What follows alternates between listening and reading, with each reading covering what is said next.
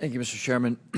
One of the objectives of this open hearing is to try to erode some of the stigma that attaches to, in particular, our military men and women reporting this. It's obviously really very serious because should one of our adversaries have developed a technology that we don't know about it, we need to know about it yesterday. And obviously, any sort of stigma that prevents our military from reporting this data as comprehensively as possible is a national security threat. So I really just have two questions in the service of that goal. The first is, the chairman asked that we run that video again. Most people, when they see a video, we're all used to seeing things from a car, seeing things from a sidewalk. Very few people have the experience of observing something through night vision goggles at Mach 1.5. So just talk for a minute about, if you would, whichever of you is most appropriate, how radically different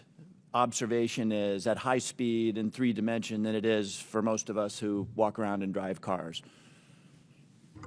So the first thing I think that's important to note about this is there are lots of things when you are moving very fast and an object is between you and a stationary reference point like the ground, it gives a lot of different impressions about how quickly something is or isn't moving. And it actually means that it is a challenge, especially with narrative-based data, to get a lot of information on that. That's why the sensor data is so important, because things do happen very quickly, as you see there. And sometimes things that happen very quickly, something may be moving very slow. That aircraft is moving quite fast. How fast that object is moving that goes by is probably very slow.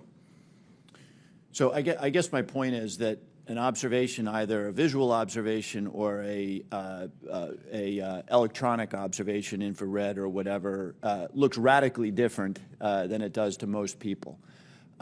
Even instruments are on gimbals and that sort of thing, so that creates a very unusual view to, again, those of us who are used to seeing things in 2 dimensions largely. And second question, I think, Mr. Bray, you said something that I want to unpack a little bit. A number of these UAPs, you said, we can't explain.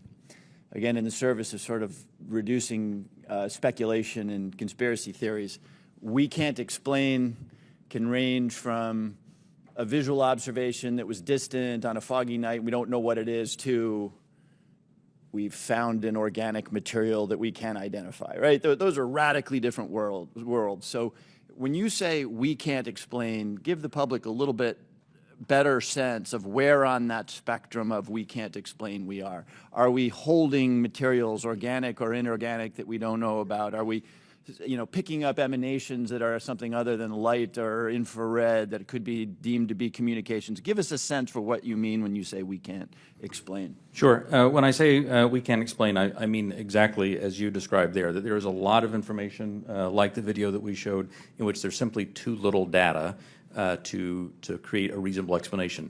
There are a small handful of cases in which we have more data that our analysis simply hasn't been able to fully pull together a picture of what happened.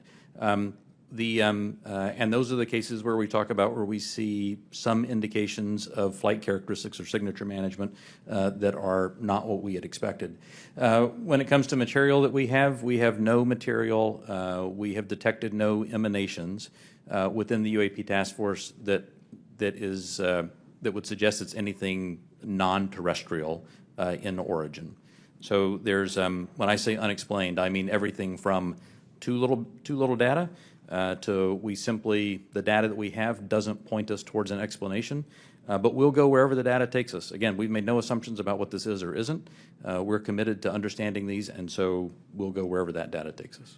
Thank you. That's very helpful, and so I think it bears emphasis. When you say we can't explain, everything that you can't explain is in a bucket called data. Is that correct?